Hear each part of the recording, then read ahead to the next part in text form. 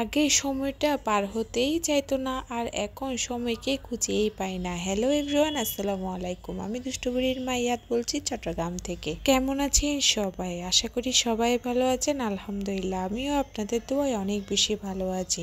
আজকের ব্লগটা শুরু করছি সকাল থেকে। সকালে গিয়েছিলাম আমি ছাদ বাগানে, গিয়ে গাছগুলোতে পানি দিয়ে আসলাম। কিছুদিন হলো ব্লগিং করা শুরু করেছি, আলহামদুলিল্লাহ আস্তে আস্তে বাড়ছে এই পরিবারের সদস্য।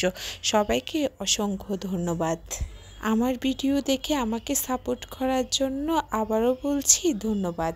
এই যে গাছে পানি দিয়ে এসে আমি আজকে করব বাসার কিছু সাইড খুব ভালো মতো পরিষ্কার।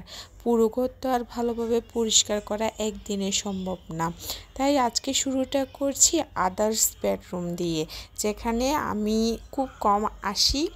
খুব ধুলোবালি পড়ে গিয়েছে, কেন জানি না। 7 তলার উপর এত ধুলোবালি আসে কেমনে আমি বুঝি না। শীতকালে একটু বেশি ধুলোবালি হয়, আর এখন শীত শেষে গরম আসার পালা। শীতকালীন জামা কাপড় সব গুছিয়ে রেখে এখন গরমে জামা কাপড় বের করারই পালায়। মেয়েদের জীবনে যতই সুখ দুঃখ থাকুক না কেন, মেয়েরা এই কাজগুলো করে যেন আলাদা একটি শান্তি পায়।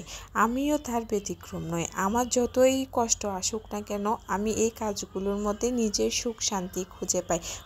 গুছানো সংসার দেখলে না আমার অনেক বেশি ভালো লাগে। কিছুদিন যাবৎ কন্টিনিউ ভিডিও বানাতে আমি কেন জানি না পারছি না, খুব বেশি ইরেগুলার হয়ে গিয়েছি।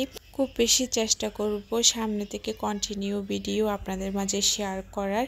এখন আমি ডাইনিং স্পেসটি খুব ভালোভাবে পরিষ্কার করে নিচ্ছি। আজকের ভিডিও এই পর্যন্ত। সবাই আমার জন্য দোয়া করবেন। আল্লাহ হাফেজ।